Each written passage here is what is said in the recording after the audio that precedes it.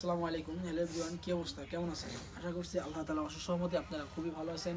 আমিও আল্লাহ তাআলার অশেষ রহমতে খুবই ভালো আছি। কবুতরগুলো খুবই ভালো আছে, কারণ কবুতরগুলো আমি পরিমিতভাবে খাবার খাওয়াই, খুব যত্নে রাখি, পরিষ্কার রাখি। ঠিক আছে, আমার খোপটাও আপনারা দেখছেন হয়তো বা, আমি আগের ভিডিওতে আমি আপনাদের খোপ দেখাইছি, কোথায় কবুতর পালন করি, কীভাবে খাওয়াই, তারপরে কই আমার পানি রাখছি, সব কিছু আমি আপনাদের ডিটেলসে দেখাইছি। ঠিক আছে, আমার কবুতরের সামনে একটা গাছ আছে, ওই গাছের উপরে কবুতরগুলো বসে থাকে, কারণ ওই গাছের উপরে বসে থাকলে কবুতরটা রিল্যাক্স করতে পারে। ঠিক আছে, তো এইভাবে আমি আমার কবুতরের এটা সাজাইছি। তো আপনারাও চাইলে এইভাবে করতে পারেন। কবুতরের খোপটা রাখবেন একটু উঁচু স্থানে, পানি রাখার একটু উঁচু স্থানে রাখবেন, এইভাবে আপনারা রাখবেন। ঠিক আছে, আমি এইরকম অনেক ভিডিও আমার চ্যানেলে দিয়ে রাখছি, আপনারা যদি দেখতে চান তাহলে অবশ্যই দেখতে পারেন। তো আজকের ভিডিও টপিক হচ্ছে, একটা কবুতরকে আপনারা কীভাবে চিনবেন, এটা নয়াল কবুতর নাকি এটা বুড়ো কবুতর নাকি এটা বাচ্চা কবুতর, কীভাবে আপনারা এটা শনাক্ত করবেন বা বুঝতে পারবেন।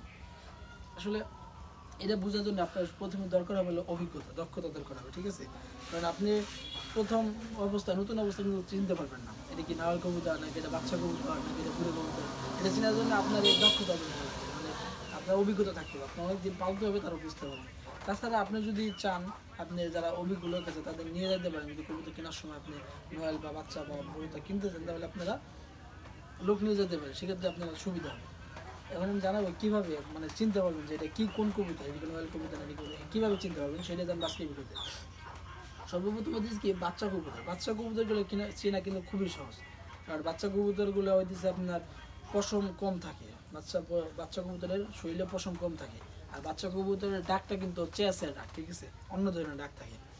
তো সেক্ষেত্রে আপনারা বাচ্চা কবুতর এইভাবে চিনতে পারেন। বাচ্চা কবুতর এটা কিন্তু একটু বাচ্চা কবুতর, এটা কিন্তু বাচ্চা কবুতর দেখছেন, বাচ্চা কবুতর। কারণ কি, এটা এটা দেখেন এখন গেরা হইতেছে, মানে পশম খুব ছোটো ছোটো পশম, আর ডাক ডাক চেঁচে করে ডাকে। ঠিক আছে, কিন্তু এটা হচ্ছে বাচ্চা কবুতর। এভাবে আপনারা বাচ্চা কবুতর চিনতে পারেন।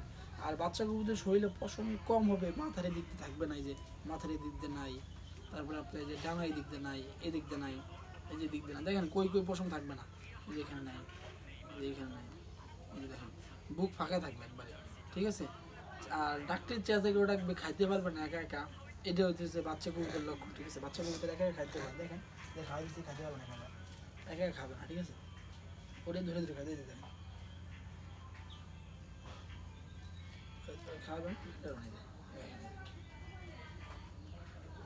খাবে না, একা খাওয়া, কারণ ও বাচ্চাও খাইতে পারে না এখন। ঠিক আছে, তো এইভাবে আপনারা চিনতে পারেন বাচ্চা কবুতর কীভাবে চিনতে পারেন সেটি।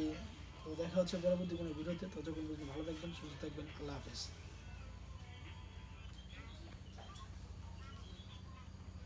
হয়েছে না তুমি?